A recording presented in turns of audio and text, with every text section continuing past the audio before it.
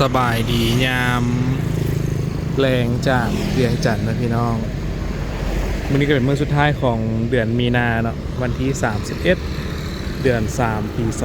2025เนาะตรงกับวันจันทร์ขึ้น3ค่ำเดือน5ปีมะโรง หาบ่คำชื่อบ่ผิดเนาะส่วนนี้ผมรู้สึกว่าเรื่องคาล endar เรื่องปฏิทินนี่มันโอ้ย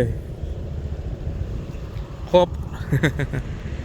เดี๋ยวคลิปนี้บางคำมันจะพาพ่อแม่พี่น้อง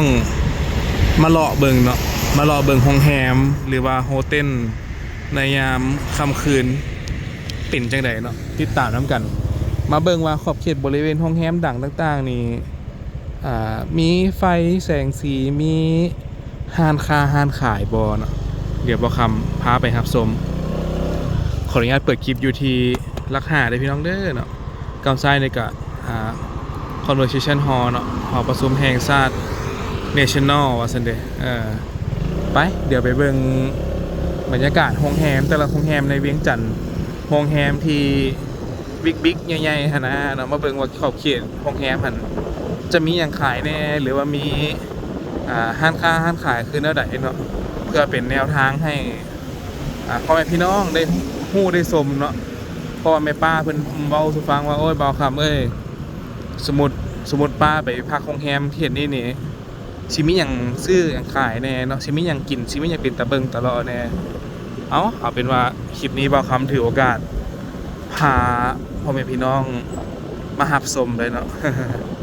ผิดมีใจไหนไปเป็นน้ำกันเด้อพี่น้องเด้อเนาะถือผิดพลาดประกันใดขออภัยมาณที่นี้ด้วยเด้อเนาะตอนนี้บ่าวคำอยู่เขตไฟแดงหนองเนียงนะพี่น้องหรือไฟแดงหอประชุมแห่งชาติเนาะเพิ่นก็เปิดไฟจบเจือได้เนาะบ่ได้มืดเลยเขตหอประชุมนี่นะถือว่าเป็นจุดหนึ่งที่คนผู้พานหลายพี่น้องเนาะไปซื้อในเขตหนองเนียงซ้ำเข้เนาะไปไส้กับแมนทางไปดอนโนนเนาะรถเข้าเมืองกะหลายได้จักหน่อยช่วงนี้ไปเดี๋ยวไปเบิ่งบรรยากาศตามสายทางแล้วก็โรงแรมเนาะบอนอยู่บอนนอนแต่ละจุดนี่มีห้านค้าห้านขายหรือมีบอนท่องเที่ยวบอติดตามไปน้ำกันโอ้กล้องมอนิดนึงพี่น้องเลยเดี๋ยวมาทำเซตกล้องก่อนเนาะเดี๋ยวขับไปทางหน้าเต็มก่อนนี่เป็นโรงแรมลาสวงวันดาวิสตานะพี่น้องหรือว่าโรงแรมสูงที่สุดในลาวเนาะตึกอาคารที่สูงที่สุดในลาวผ่านมาแผ่นดินไหวโครงสร้างกับปกตินะพี่น้องเนื่องจากว่าลาวเขาอยู่ไกลจากจุดศูนย์กลางแผ่นดินไหวนะเนาะพันไหวกับไหวอยู่อย่างพม่าเนาะเอิร์ธเควกนะที่เกาะห้องหมอเวียงจันทน์ฮานอยนะพี่น้องถามมาพักใกล้นี่ก็จะมีห้องหมอเนาะสำหรับคนมาป่วยพยาธิหรือมากวดสุขภาพเนาะก็มาพักอยู่นี่ได้เนาะมีโรงแรมแสงแก้วนี่ก็เป็นห้างขายเครื่องขายของอยู่บริเวณข้างหน้านี่แต่ก็เป็นประเภทเฟอร์นิเจอร์เนาะหรือว่าเครื่องไส้ของซอยทั่วไปนะโบแมนได้ยืนเอากินแต่ว่าแสงสีนี่มันจัดเต็มพี่น้องเขตนี่เนาะจัดเต็มยามค่ำคืนมีสโมสรแบดมินตันเนาะกำขวามือนี่ของตำรวจหรือทหารว่าคำชื่อบ่ผิดเนาะเป็นสโมสรออกกำลังกายเนี่ยโรงแรมลาสวงวันดาวิสตานะยามค่ำคืนได้พี่น้องเด้อเนาะช่วงนี้เวลาประมาณ8:48 นาทีเนาะถือว่าเพิ่นเปิดไฟอลังการงานสร้างนะพี่น้องมีแสงลาเซอร์เนาะหรือว่าแสงเลเซอร์ยิงเป็นเส้นทั้งเทิงเนาะเลื่อนหรูอลังการสวยงามสนั่นหวั่นไหวเนาะ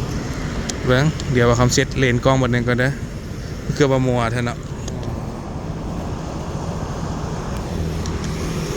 เอาใครได้จักหน่อยแล้วบัดนี้ในตึกอาคารเพิ่นไฟก็มีพอประมาณนะพี่น้องสิว่าเปิดหลายบ่ก็ตามที่เห็นเนาะซาบาคำสนิทถือว่าหลายแล้วได้นี่เพิ่นเปิดหลายแล้วเนาะเด้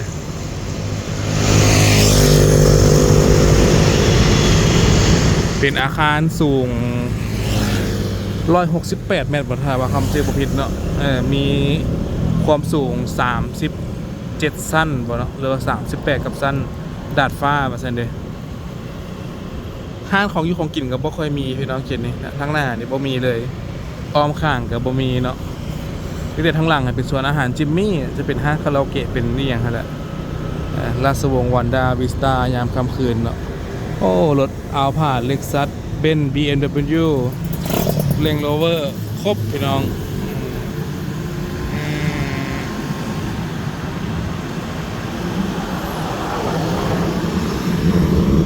ถือว่าเป็น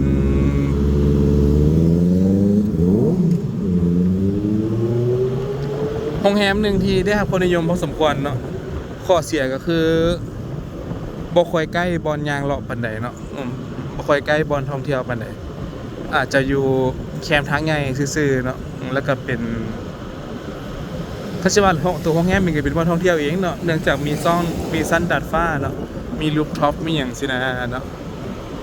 นี่ก็ห้านขายดอกไม้เส้นทางก็สิมืดได้จักหน่อยพี่น้องดอกไฟมีอยู่เนาะแต่ว่าเพิ่นบ่เห็นเพิ่นใต้เนาะดอกไฟก็มีอยู่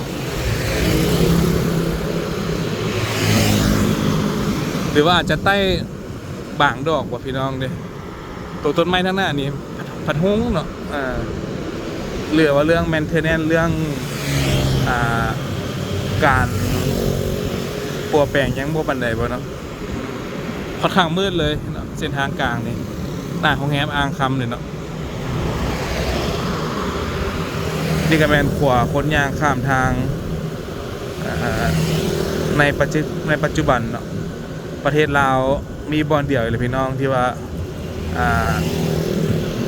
คนทั่วไปสามารถนำใช้ได้เนาะถ้าเป็นตัวเปียลาวให้เป็นเฉพาะขององค์กรเนาะหรือว่าคนในบริษัทขวาคนยางข้ามทางอยู่เขตหน้าโรงเรียนลาวเวียดเด้อพี่น้องเด้อเนาะก็สงสัยนี่หากกันลงรถไฟเนาะ8:51 นาทีกลางคืนเนาะรถไฟฮอดกับประมาณ8:30 ป่ายเลยพี่น้องเที่ยวสุดท้ายเนาะแล้วก็เบิร์ดเนาะเริ่มต้นใหม่กับ7:00 ป่ายเนาะออกจากเวียงจันทร์ไปสู่คุ้นหมิงเนาะไปสู่หลวงพระบาง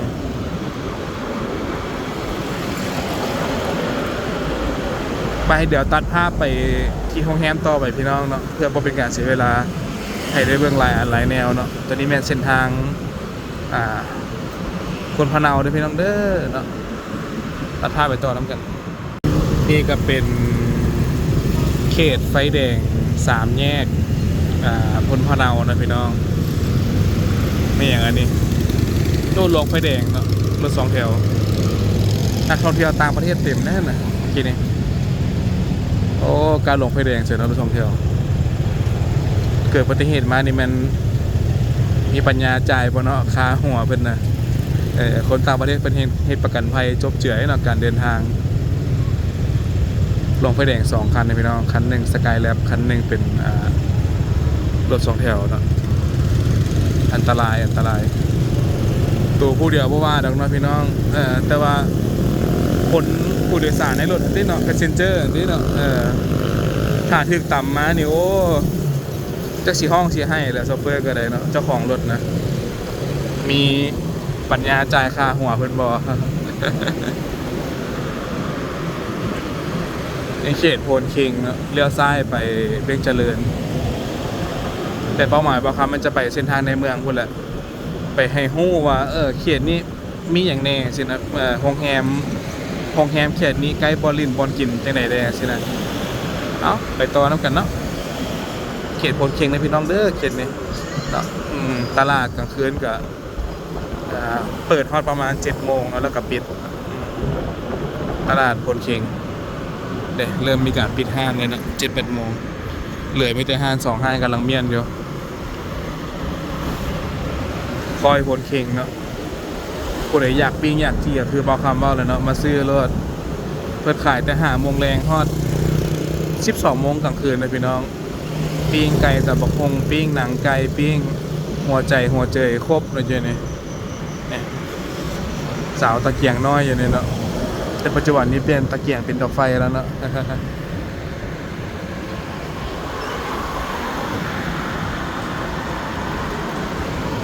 โบแมนบทเพลงสาวตะเกียงน้อยกับเจ้าห้องกันได้ ไปต่อนะกับพี่น้องเนาะตัดคลิปตัดเล็กตัดหน่อยให้กันได้ฮักโซนกันเนาะนี่กับแมนเดินท่าหลวงในยามค่ำคืนนะพี่น้องอ้อมข้างกับซิมี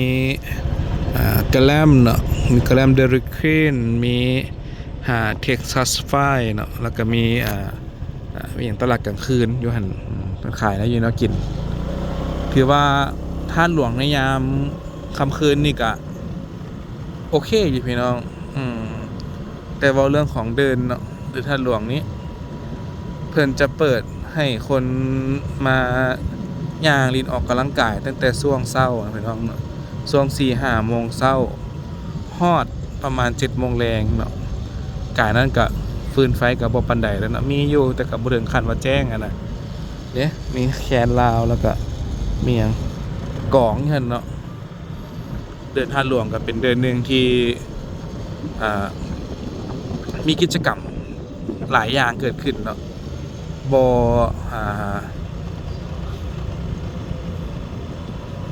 ่ได้น้อยหนากับประตูไซว่าซั่นซะเนาะเดินท่าหลวงนี่บางคนก็มา เขียนขับรถก็มีเนาะบางคนก็มาเตะบ้านก็มีแต่หลักๆเนี่ยเพิ่นบ่ให้เฮ็ดให้พี่น้องเด้อเนาะ1เฮ็ดขับรถ2เตะบ้านตีบ้านเตะต่อหั่นนะเพราะว่าจุดนี้นี่เป็นบอลยางออกกำลังกายเนาะบอลรีแลกซ์เป็นพาร์คว่าซั่นๆเนาะเดี๋ยวพาไปเบิ่งท่าหลวงยามค่ำคืนก่อนซะเนาะก่อนไปเบิ่งห้องแฮงผู้ดีได้กายมาแล้วหั่นนะเนาะก็เลยอยากพามาเบิ่งว่ายามค่ำคืนนี่ท่าหลวงนี่เพิ่นไต่ไฟบ่เนาะหรือว่ามีคนมาเที่ยวบ่เอาเบิ่งด้วยกันเนาะตอนนี้เวลาประมาณ 9 โมงกลางคืนนะพี่น้อง นอนบ่หลับเอาครับก็เลยพาลุงป้าเอามาสมกันเนาะทางหน้าก็เป็นรูปปั้นของพระเจ้าไสยเสถาธิราชนะพี่น้อง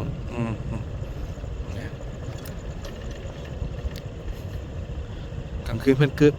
ก็เปิดไฟใส่ตัวองค์พระธาตุจะได้เนาะเปิดไฟเป็นมิติผู้ใดมักบรรยากาศยามค่ำคืนนี่น่าจะโอเคนะพี่น้องแต่ประตูเพิ่นเปิดหันแม่นช่วง7 โมงเช้าเนาะ5 โมงแรงแล้วเพิ่นปิดเด้อพี่น้องเด้อเนาะห้ามเข้าไปทางด้านในเนี่ยพระธาตุหลวงในยามค่ำคืนอันนี้ก็วัดธาตุหลวงเหนือนะพี่น้องตัวไฟไหม้สุดก่อนเลยเนาะไฟไหม้ภายใน10หั่นอันนี้ก็วัดธาตุหลวงใต้เนาะตัวมีพระใหญ่มีเพื่อนห้องว่าอีหยังมีหูปั้นพระใหญ่ทางด้านหลังหั่นเนาะวัดธาตุหลวงใต้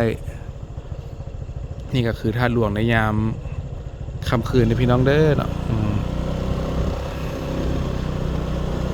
มาคำแนะนำถ้าอยากมาถ่ายรูปธาตุหลวงงามๆเนาะเป็นช่วง6 โมงเช้าเนาะ8 โมงมากายหันแสงกับบ่งามแล้วพี่น้องแสงสิแก่โพดเนาะเนี่ยอันนี้ก็หอธรรมสภาเนาะทางหน้านี่ตัวศาลาพันห้องเก่าเนาะตัวเพิ่นมางออกนี่แหละที่ตั้งนะบริเวณนี้เนาะศาลาพันห้องบอนคนมาแต่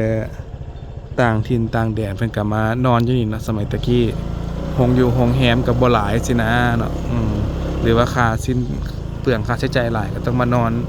อยู่ตามศาลาจังซี่เนาะนี่รูปปั้นเจ้าไสยสิทธาธิราชทางด้านหน้าแนะนำเนาะอยากมาถ่ายรูปงามก็คือว่าคำเว้าหั่นแหละช่วง6 โมงเช้า8 โมงเช้าเนาะช่วงแรงก็ช่วงประมาณ4 โมงครึ่งตอนแรกเนาะฮอด6 โมงเกือบจนกว่าแสงสิเบิดเนาะสิเป็นช่วงทวายไลท์นะเป็นช่วงที่แสงงามว่าซั่นซะตะเวนตกดินนี่ไวเด้พี่น้องเวือบลงแล้วเด้เนาะถ่ายรูปบ่ทันนี่ถือว่าจบข่าวแล้วตะเวนขึ้นแล้วใครแน่มันค่อยขึ้นเนาะแต่ว่าตะเวนตกดินนี่โอ้ไวอีหลีสร้างภาพนี่ต้องกดชัตเตอร์รัวๆแล้วเนาะ กำซ้ายกับสภาแห่งชาตินะพี่น้องสภาแห่งชาติในปัจจุบันเปิดไฟจกเจือเลยเนาะเด่นสง่าดีดาวแดงมันย่างไปทางซ้ายเนาะตะกี้ดาวแดงจะอยู่หน้าค่ายพลเค้งเนาะแต่ปัจจุบันนี้ดาวแดงมาอยู่ตัวใกล้หนองสะพังเลนเนี่ยนะพี่น้องหรือว่าใกล้ห้องหมอโอบีเก่าเนี่ยเนาะห้องหมอโอบีก็เหลือแต่ซื้อย้ายไปเศรษฐาพุ่นเนาะอยู่ทางดอนก่อยพุ่นห้องหมอโอบีในปัจจุบันเลยนะไปตอนนั้นกันพี่น้องเนาะว่าหลายใหญ่ห่างเลาะไปเลาะมาแต่เวียงจันทน์นี่แหละบ่าวคำนั่นยังบ่มีทืดหลายคือไอเอกเพิ่นเลาะพี่เลือกอันนั้นเนาะปีเพิ่นมีคนสนับสนุนหลายเด้ ผู้ใดอยากสนับสนุนบ่าวคำกระเซิร์นนะพี่น้องเด้อเงียบเหงาหลายช่วงนี้นะ รบกวนเด้อเนาะไปต่อน้ำกันเนาะคอยถ่ายเว้าหลายใหญ่ห่างบ่าวคำกันเลยไปจุดนี้ก็เป็นไฟแดงโจมานะพี่น้องไฟแดงโจมาไฟแดงท่าหลวงไฟแดงหนองบอนบ่อนเดียวเลยนะเนาะโจมาแมนฮันกาเฟ่ที่ได้รับความนิยมพอสมควรเนาะบางคำเลี้ยวขวามาทางประตูไซเส้นเก่าเส้นเคยพอมีโรงแรมดังนะเนาะก็เลยยังมาถ่ายให้เบิ่งนิดนึงเนาะพยายามค่ำคืนในเขตนี้เปลี่ยนจังไดเป็นตะยางบ่เป็นตะมะผักบ่หรือว่ามีอย่างกินแน่เข็ดนี่เนาะ เรื่องกินเรื่องใหญ่บ่ครับนี่เนาะเรื่องอื่นจึงว่ากันเนาะเรื่องกินเรื่องใหญ่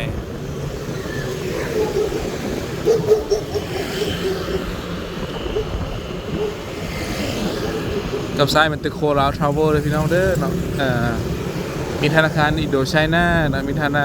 ไม่อย่างบริษัทโคราชก๊อกสิเนาะกับขวากระสุน BMW เนาะหรือว่า BMW Premium Auto ลาวเนาะผู้ใดได้รถ BM นี่เซิร์ชเลยพี่น้องที่นี่ครบเนาะสั่งได้บอกคำบ่ได้อย่างนั้นบอกเนาะแต่ว่าโฆษณาซอยเด้อเซิร์ให้ได้ฮู้ว่าจุดนี้มีอย่างค้ามีอย่างขายสินะหารถเป็นไก่ครับเรือขวาเนี่ยก็ไปทางห้านเบาคำเนาะกายไฟแดงที่2เลยแม่นกำขวามือห้านแม่เบาคำเนาะห้านข้าวขาหมูสิบบนเรืองเบาแล้วเบาอีกพี่น้องเนาะผู้ใดจะมาอุดหนุนก็เซินเด้อเนาะ อันนี้เป็น VC เนาะเวียงจันทน์คอลเลจนะพี่น้องหรือว่าวิทยาลัยเวียงจันทน์ว่าสั้นๆเนาะ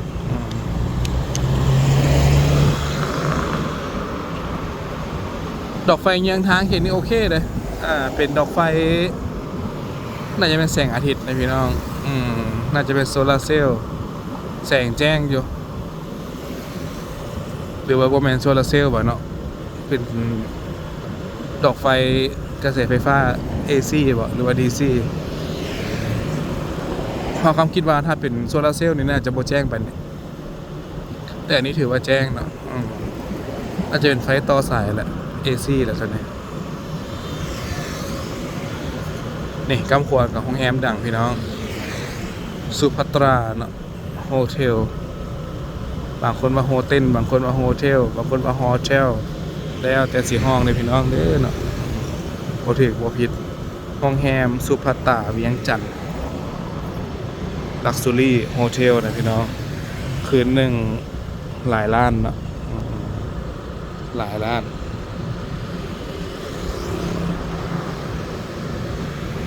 ตั้งอยู่หน้าศูนย์โตโยต้าเนี่ยเนาะกับห้านอาหารตำหนักลาวนี่แหละห้านขายเข็นนี่กับบ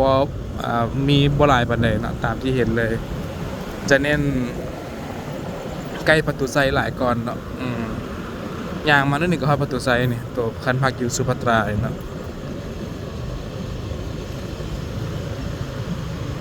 อันนี้ก็เพิ่นว่าสิสร้างโรงแรมใหม่พี่น้อง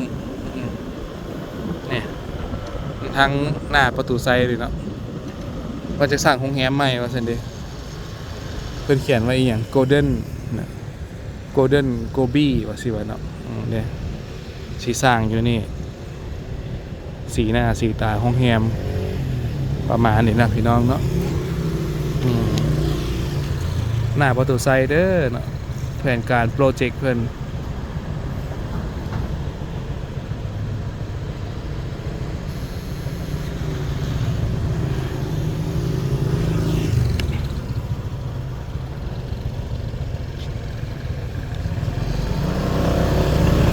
เบิ่งแล้วกันว่าเพิ่นจะสร้างเมื่อใดปีใดนะพี่น้องเนาะ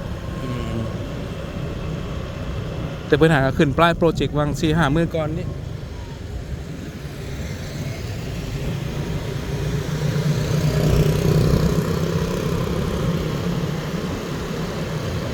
ประตูใส่คือว่ามีสีฟ้าไปเนี่ยสูตรเองแล้วเนาะบัดนี้คือมาสูตรใหม่ตลอดเลยเนาะสีฟ้าไปเนี่ยประตูใส่ยามค่ำคืนนี่ก็มีผู้ค้าผู้ขายบางส่วนเลยพี่น้องแต่เพิ่นก็บ่ให้ขายดอกเนาะขายประเภทเครื่องเนี่ยบางเทื่อเพิ่นก็มาจับไปได้เนาะเพิ่นก็เอาเทศกิจหรือว่าเอาไม่หยังผู้รักษาความสะอาดในนครหลวงกันนะเพิ่นก็มาบอกเนาะว่าห้ามขายเนาะบางเทื่อเพิ่นก็เอาไปศึกษาอบรมเนาะแต่ก็คือเก่าเนาะก็ยังหลายคนก็ยังบ่ย่านหรือว่าบ่ปฏิบัตินะพี่น้องคล้ายๆว่าถ้าให้ผู้ใดขายได้ผู้อื่นก็ขายได้สินะเนาะมันบ่จบบ่สิ้นบางเทื่อก็เว้ายากเนาะบ่คำก็บ่จักสิว่าเว้าสู่ฟังเนี่ย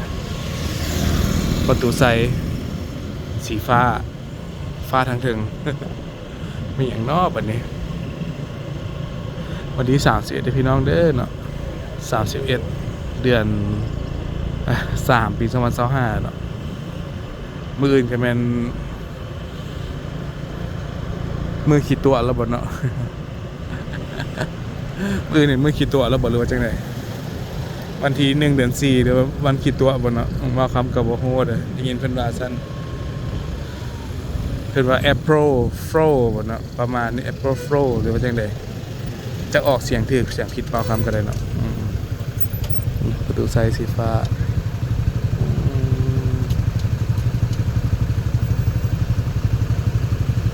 เพิ่งหากก็ใส่ทางถึงเลยพี่น้องไปเบิ่งเส้นทางในเมืองน้ำกันต่อเนาะเรื่องหล่อนี่ขอให้บอกบ่ต้องให้ผู้ใดมาเทียบเนาะเรื่องหล่อนี่นะ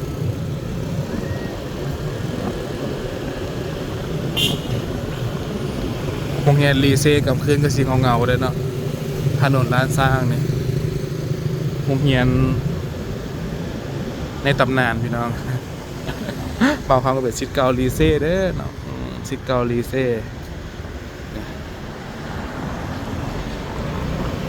ไปต่อกันไปเรื่อยๆยาวๆพี่น้องเบิ่งโรงเรียนต่อเนาะหน้าธนาคาร JTB นี่ก็เป็นตลาดเช้าช้อปปิ้งมอลล์พี่น้องกับซ้ายมือนี่เนาะมีตึกอาคารประกาศขายพร้อมได้นี่ช้อปปิ้งมอลล์ในปัจจุบันตลาดเช้าช้อปปิ้งมอลล์ด้านหลังก็เป็นพี่น้องมาอย่างอาคารเวนเจอร์เซ็นเตอร์เนาะแล้วก็ตึกอพาร์ตเมนต์นากาอย่างนั้นแหละได้ยินข่าวว่าเดือนหนึ่งหลายร้อยดอลลาร์จะได้เนาะหลายร้อยดอลลาร์อยู่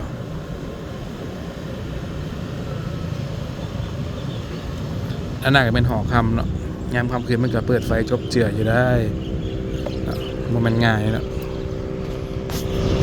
เนี่ยหอคำยามค่ำคืนนะ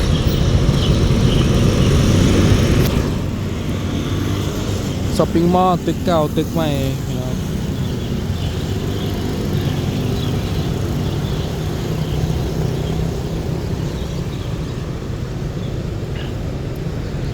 ไปต่อน้ำกันพี่น้องถ่ายเรื่อยๆเนาะเอามาอินเสิร์ตคลิปให้ได้เบิ่งน้ำกันนี่ก็แมน Black Stupa เนาะหรือว่าธาตุดำในยามค่ำคืนพี่น้อง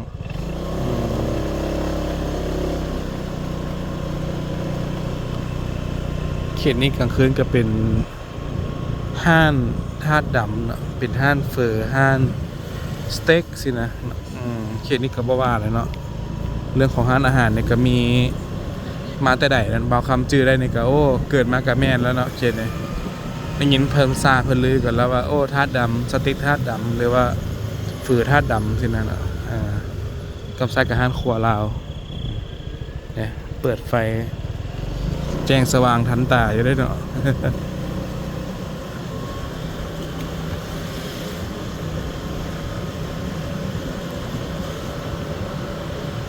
เส้นทาง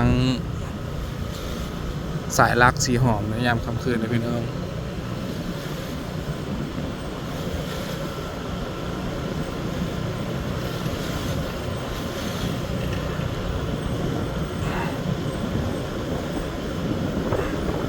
ตำขวดนี่กับแมนโรงแรมลาวพลาซ่าในตำนานเนาะเรื่องของเค้กเรื่องของอาหารนี่ก็ถือว่ายืนหนึ่งมาสั้นๆเนาะลาวพลาซ่าเป็นโรงแรม4 ดาว 5 ดาวเนาะ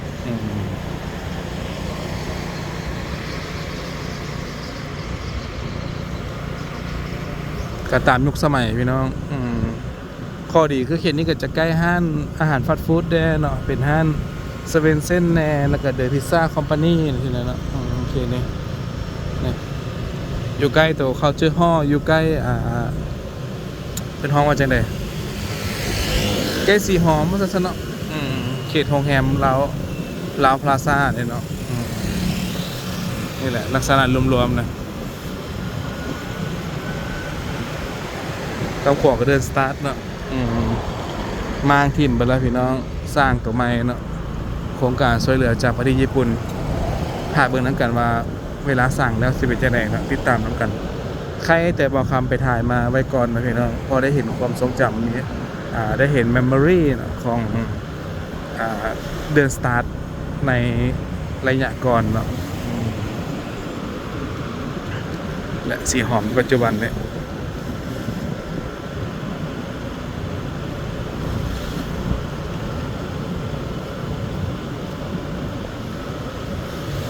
ธนาคารพงสวรรค์เนาะขาไก่ YKJ สนามบิน4 กิโลเมตรเนาะทงขันคำ1 กิโลเมตรส่วนเจ้าอนุวงศ์พาร์ค1 กิโลเมตรนี่มีห้านตำมีเนาะห้านตำมีตำบักฮงบักหอยเนาะห้านโรตีอันนี้ก็ยังซ่อมแปลงยังบ่แล้วเทื่อโตเส้นทางในเมืองสีหอมว่าจังซะ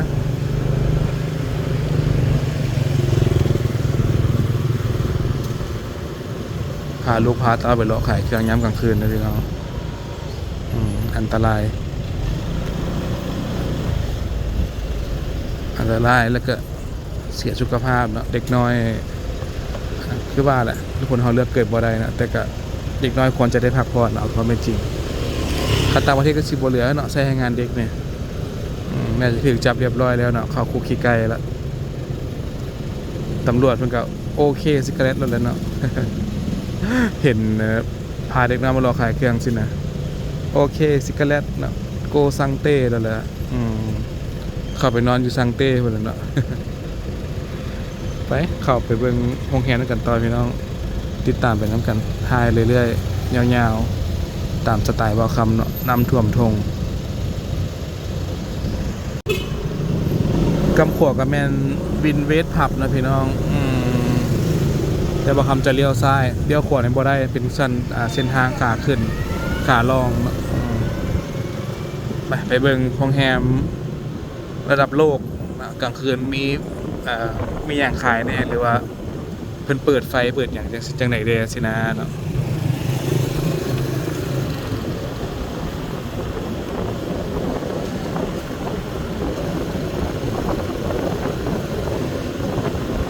อันนี้ไม่เข้าใจเพิ่นคุดอย่างนะพี่น้องจะปลูกเบตงบ่รู้จังไหนเนาะอันจะเป็นปลูกเบตงบ่รู้จังไหนเส้นทางในเมืองเนาะโอ้รถจอดตันประเจยนี่พี่น้องชูก้าเวียงจันทร์เนาะชูก้าเวียงจันทร์ ก็เป็นโซนบันเทิงของนักท่องเที่ยวในยามราตรีเนาะเพื่อนห้องว่าอินซีในตะเวนตกดินเนาะ อินซีในยามวิกาลเพื่อนว่าโอ้ฮือใหม่เปิดพี่น้องเนาะเส้นทางตัวนี้น่าจะปูเบตงเนาะหน้าวัดองค์ตื้อด้วยนี่วัดองค์ตื้อมหาวิหารเนาะอยู่หน้า3 ล้อพลับเนี่ย3 ล้อเวียนเทียนนี่ก็ฮานมีเกี้ยวเนาะเดี๋ยวมื้อหน้าบ่าวคำพามากวดกาสารเวเบิ่งมาเบิ่งว่าสิเป็นจังได๋เนาะแซ่บแท้บ่หรือว่าจังได๋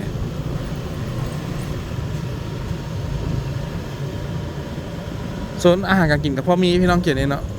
พอม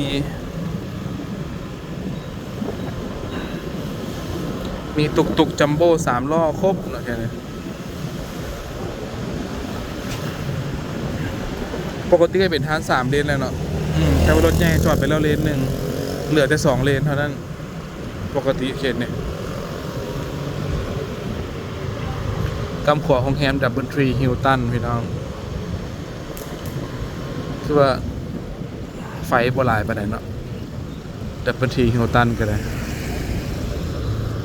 เนี่ย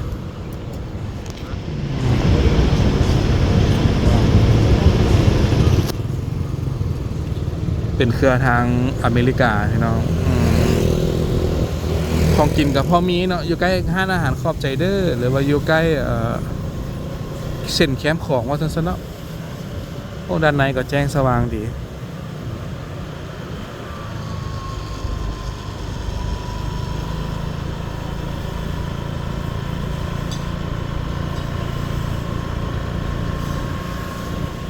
ก็มีห้างอาหารห้างสเต็กเนาะห้างวายอยู่เขตนี้เขตดับเบิลทรีฮิลตันนะโรงแรมลักชัวรี่อันดับต้นๆในประเทศลาวกันเนาะแล้วแต่พี่น้องสิเลือกภาคเด้อเนาะบ่คำกระทายเป็นไกด์ไลน์ให้เบิ่งว่าเขตนี้เป็นประมาณนี้สินะเนาะเนี่ยอยู่ใกล้ห้าง Starbucks ห้างกาแฟห้างกะแลมเขตนี้เนาะนี่ก็หอกลางในยามค่ำคืน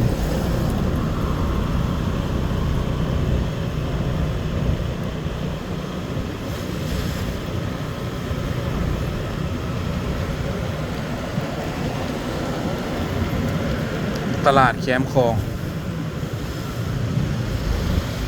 อากาศเปลี่ยนอีกดิพี่น้องเปลี่ยนตลอดเนาะอากาศคือตอนนี้นี่กะ28 องศาเนาะที่จริงแล้วดูห้อนมันควรจะอยู่ประมาณ29หรือว่า30 องศาเนาะยามกลางคืนยามตอนเช้าก็ประมาณ40สินะ40 ปลายเนาะแต่อากาศเปลี่ยนเนาะเอิร์ธเครกซีซั่นแช่งสินะมันอยู่มันเนี่ยผู้ใดปรับตัวบ่ทันก็ถือว่าจบข่าวพี่น้องเนาะเป็นไข้เป็นหนาวแล้วอันนี้กระทาง4 เลนเนาะรถใหญ่จอดไปแล้ว2 เลนเหลือแต่2 เลนกลางเท่านั้นที่สามารถนำไส้ได้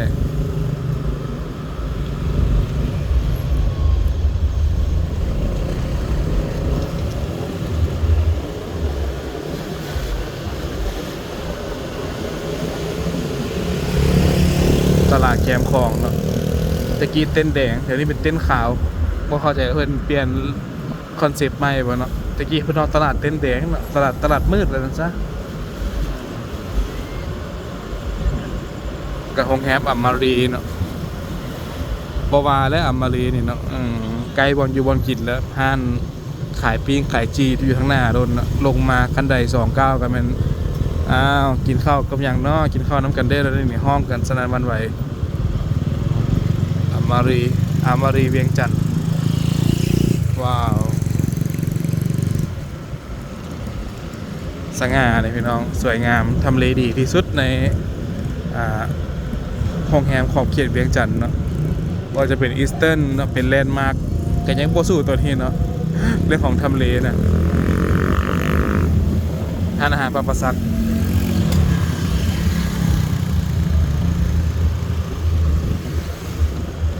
ไปเดี๋ยวไปเบิ่งไฮไลท์นั่นกันพี่น้อง โรงแรมในตำนานด้านหน้าสิเป็นจังไดเนาะสิมีการเปิดฟืนเปิดไฟบ่ติดตามเป็นนำกันเนาะไปแล้วบอกคำก็มาถึงโรงแรมไฮไลท์แล้วพี่น้องโรงแรมไฮไลท์ของลาวเฮาว่าซั่นๆเนาะเขาชื่อว่าจะเป็นโรงแรมที่หลายคนไว้วางใจที่จะมาพักเนาะเดี๋ยวมาคำซอกราคาก่อนเด้อเท่าไหร่สิเปิดราคาให้เบิ่งเนาะว่าในห้องมีจักราคาสินะเนาะ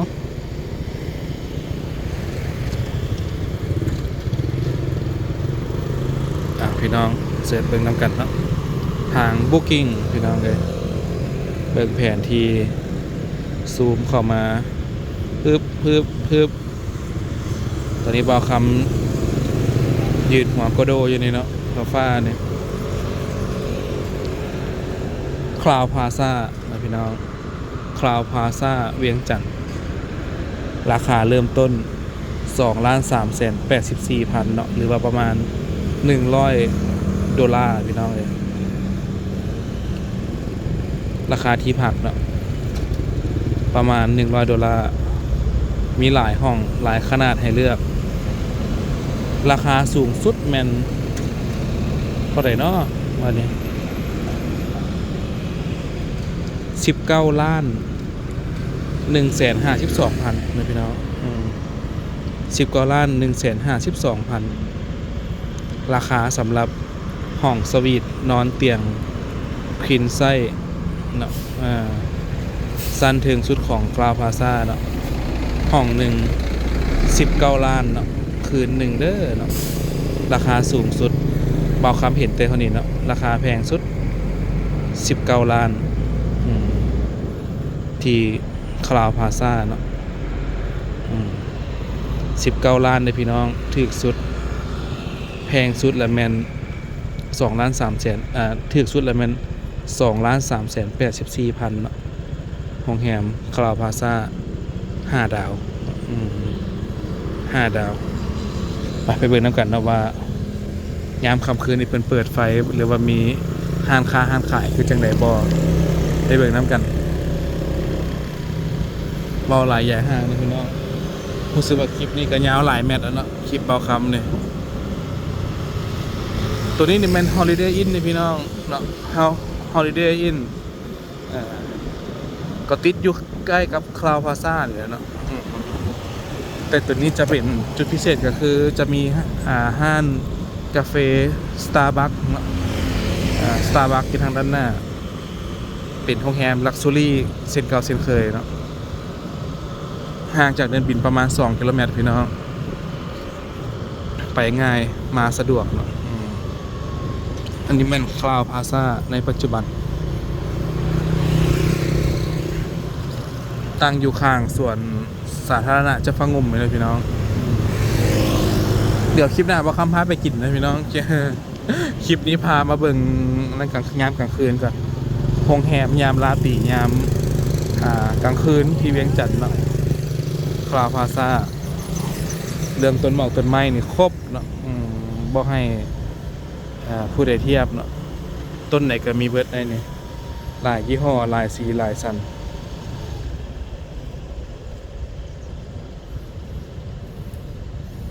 นี่เนาะโรงแรมใหญ่หรูที่สุดในประเทศลาวเนาะเริ่มต้น2.3 ล้านพี่น้องแพงสุดประมาณ19 ล้านคืนหนึ่งเกือบ$1,000เนาะต่อ1 คืนเด้อห้างขายกับมื้อเช้าจะมีห้างปิ้งห้างจีเขียนนี่พี่น้องแต่กลางคืนนี่บ่ค่อยเห็นเนาะมันจะมีห้างปิ้งจีนห้างเดียวนี่กลางคืนเพิ่นก็ปิดได้นี่นะเมียนเถื่อนเมียนบวงละนี่แหละแม่นบรรดาโรงแรมที่บ่าวคำยิบยกมาให้เบิ่งนะว่าจุดนี้นะโรงแรมใดๆมีห้างขายอย่างแน่หรือว่าทำเลที่ตั้งอยู่ใส่นะถ่ายมาฝากพี่น้องทุกคนเนาะอยู่ทางในประเทศต่างประเทศเนาะขอบใจพ่อแม่ที่สนับสนุนและติดตามรับชมคลิปบ่าวคำแต่ต้นจนจบเนาะขอบใจพ่อแม่พี่น้องทางอเมริกาทางแคนาดาทางฝรั่ง ออสเตรเลียเนาะและคนลาวอาศัยอยู่ทั่วทุกมุมโลกเนาะที่จากไปย้อนเหตุผลต่างๆนานาย้อนหาโชคชะตาฟ้าลิขิตนะพี่น้องเอ้ย อ่ะขอให้พี่น้องทุกคนสุขโชคดีเนาะเดี๋ยวมาคำไปเวียกต่อกันถ่ายคลิปให้กันได้ครับสมมื้อนี้วันที่31เดือน3ปี2025ที่เวียงจันทน์นะพี่น้องขอขอบใจเด้อบ๊ายบาย